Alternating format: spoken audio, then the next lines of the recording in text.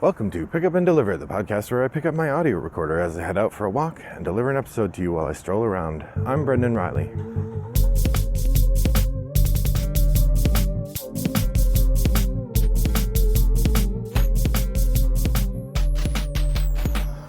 Well, hello listeners. It is a lovely Monday morning here in suburban Chicago, and I'm on my way home from the library. I just dropped off a couple books, including a really interesting book called A Libertarian Walks Into a Bear, about a town in New Hampshire where a whole bunch of libertarians moved to try to advance the libertarian cause.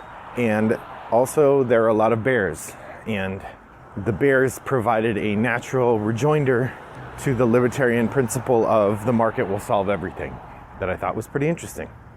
It's a good book, worth reading, though probably frustrating if you are a libertarian. I don't think it's very positive on that viewpoint, so heads up there. But pretty interesting, probably worth reading anyway, even if you are a libertarian, to think about, well, what was it about this that made it fail? I also returned a book that my wife had read and returned a film. So today, I was reflecting on last week's gameplays with some friends and over on the Blue Pig Pink Pig forum on Board Game Geek. And I commented that the most exciting thing about last week's gameplay, in which there were many things, but the one that stood out the most to me was that my wife and I finished our campaign of The Forgotten Age, which we've been playing on the Arkham Horror card game. So I thought that I would take an episode here to talk about things experienced and learned from that campaign, a little bit about reflecting on how the game works, and go from there.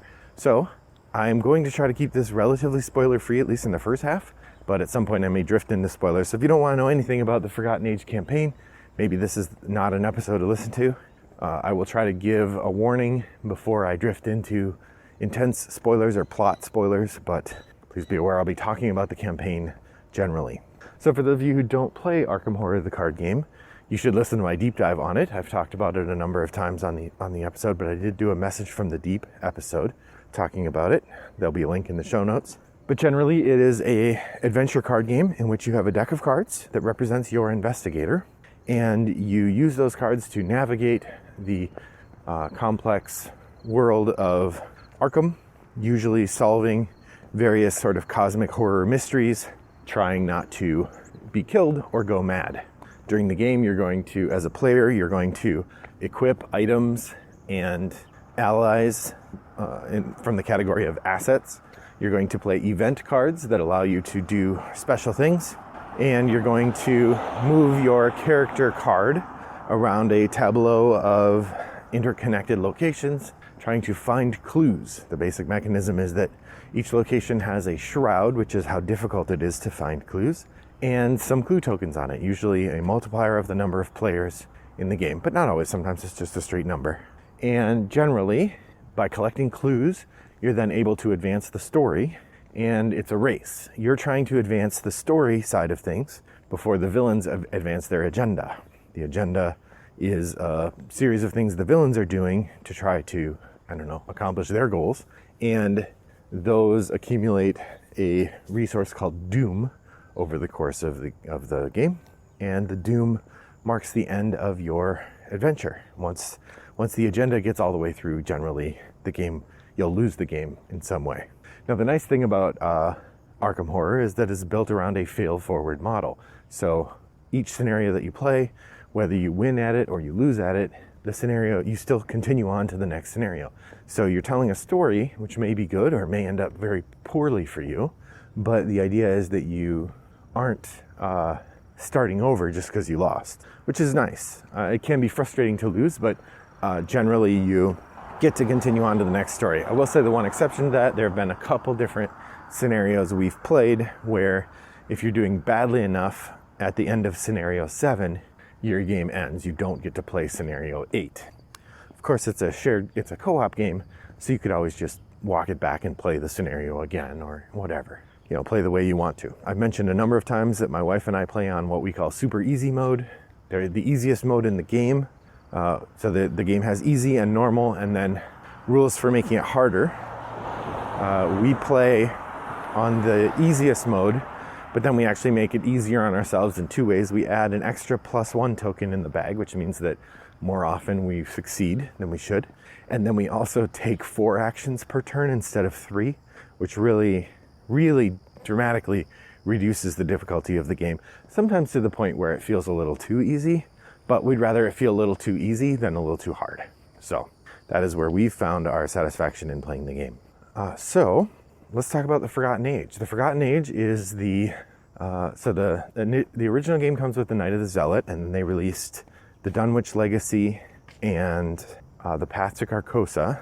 And then the third campaign is called the Forgotten Age. Fourth campaign was the Circle Undone. The 5th campaign was the Dream Eaters, I think it was called. And then the 6th campaign was the Innsmouth Conspiracy, which the last pack for that came out maybe 5 months ago. Then they have a new campaign coming out all at once in about it was supposed to come out in about a month, I think. We haven't gotten it yet, but we'll see. They're also, that one, interestingly, they're releasing the whole campaign as a single box, and then they're releasing a box of new investigators and investigator cards. And all of that is coming as a single unit, as opposed to the more complex system of distribution that they've been using, where they have a variety of different distribution cards and that sort of thing. So the Forgotten Age, like I said, is the 3rd adventure, and I don't really know which H.P. Lovecraft stories the Forgotten Age revolves around, but the elder god at the end of this story is Yig, and there are an awful lot of sort of snaky serpent characters that are part of the story. The beginning couple episodes begin with a jungle-themed expedition where you are in the South American jungle or perhaps Central American jungle, and you're exploring ancient ruins with an archaeologist from Arkham Museum. My wife and I took 2 characters with us. We used the pre-built characters that you can buy, and that actually worked out. Those characters were really nice. We used Nathaniel Cho and Harvey Walters. Nathaniel Cho is a fighter. Harvey Walters is a researcher, and it worked out really well. It was a blue deck and a orange deck, which are sort of the 2 colors that we most often play. I play blue the most. I think we've played 4 campaigns now, and 3 of them I played blue decks. I played Roland Banks, and then I played the woman who used to be a nun, and then I played purple deck, and then I played another blue deck. My wife has usually played colorful decks as well. It just works out nicely for us. So the pre-built decks are really nice. They come with a set of finely tuned set of cards that play off each other really well. They come with their own set of upgrades, so that if you want to upgrade the deck, you just use the upgrades that are in there. You don't have to go searching through your card collection. Admittedly, I really like the deck building part of the game, but I also like to just pick up the game and play, and not having to prepare the deck was a really nice treat. And we're going to do that again next time. There are 3 more pre-built decks. There is a green deck, a red deck, and a purple deck, and I'm sure we'll use 2 of those 3 in our play of the next adventure. So the Forgotten Age, I'm going to talk about it a bit. Like I said, the beginning involves the jungle, and then you go to a variety of places. There are a couple new mechanisms that work really nicely. There is an exploration deck. I liked this version of things. In previous games, you've had a location, and when you go from one location to another, they're already sort of laid out ahead of time. You can see where the locations are, and to go from one location to another, you just go. There might be some rules in place for when you can go, but generally you know where you're going. In this campaign, they used the idea of an exploration deck to add a bit of mystery into the navigation of the game. So the way it worked is that you would have an action you could take from one or more locations called Explore. And when you would do that, there was a set-aside deck of cards that was mostly locations and a couple of bad events from the event deck, encounter deck. And when you wanted to go somewhere, you would use the Explore action, which would then allow you to take the top card off that Explore deck and look at it. If it was an event, one of those bad events, then you failed your exploration and it said you deal with whatever that event was. If it was a location that did not connect to the one you were on, you just set it aside and take another card. And you keep going until you either find a location you can go to from where you are, or in one of those events. If you find an event, you failed. If you find a location you can go to, you succeeded. Then you move to that location for free. The Explore is a move action as well. And then you shuffle the deck back up with any locations you set aside. But the events, you're filtering out of the deck. So every time you play an event, it's a bummer, but then you don't have to play it again. This mechanism was used several times in several of the campaigns, and I really like it. I think it fit the narrative really well. It was really interesting. It added a bit of mystery to that part of the game, which that hasn't been before. So I like that a lot. One of the things I liked less was there was this idea of vengeance. So there were a number of characters who had vengeance written on them in the same way that some characters have victory written on them. And if you defeated one of these characters, then you would set it aside in a vengeance in the victory display. And at the end of the game, any vengeance you had tallied up would be added to a total, which came into play at the very end of the campaign. The reason I didn't like that is I felt like it discouraged the fun. So like I said, my character was the fighter, my wife's character was the investigator, and we were highly tuned for that. My character couldn't investigate for crap. My wife couldn't fight really for crap. She had like one good fighting card. I had like 1 or 2 good investigating cards, but mostly I was fighting. But that meant that if I encountered an enemy that had vengeance points, the game discouraged me from defeating him or them.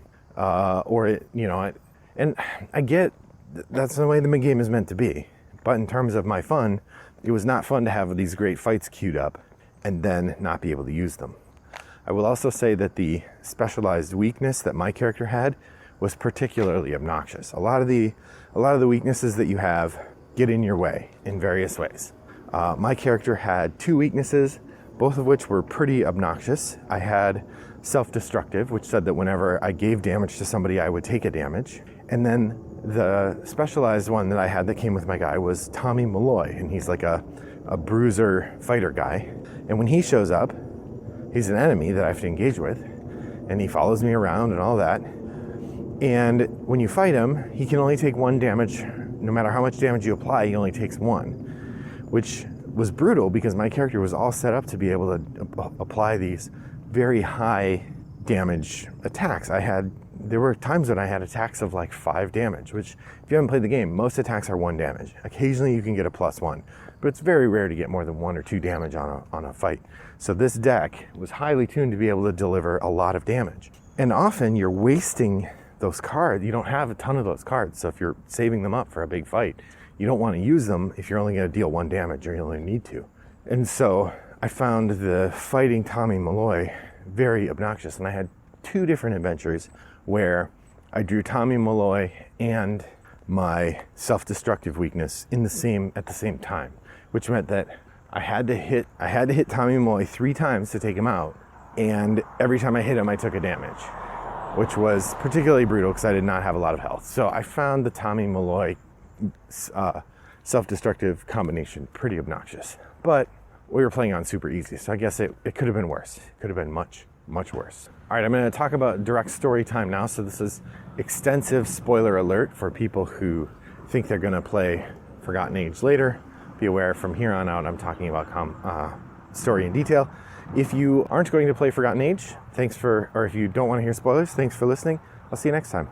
So I really liked the distinction between the 2 allies that you had and the back and forth between which ally you're going to engage with. Reminded me of something from The Circle Undone. I thought that worked well, although I guess this was before that. But I thought I liked the nuances of blending those 2 together and the way that they both kind of turn against you and then they both kind of become allies at the end, or potential allies, but conflicting allies. So if you team up with one, you can't team up with the other and they become a threat. That worked out really well for us. I liked this story a lot. I guess we could have tried to solve it on our own by rejecting both, and that would have been even better. But generally, I really enjoyed the nuances of having those 2 conflicting stories. I also really liked the Great Archives adventure. If you'll remember, that's the one where you get a different player card to use during the round, and you basically lose all of your equipment and stuff because your mind has been teleported to the Great Archives on the planet of Yithia, and so you aren't actually yourself. Instead, you're like a blob, which was, I don't know, I thought that adventure was really fun, and I enjoyed trying that out, and I loved the storytelling in it. All in all, The Forgotten Age was pretty good. I wouldn't say my top adventure, that's still probably The Circle Undone, but very enjoyable and well worth a play if you get an opportunity. So thanks for joining me on my walk today. I hope that your next walk is as pleasant as mine was. Bye-bye.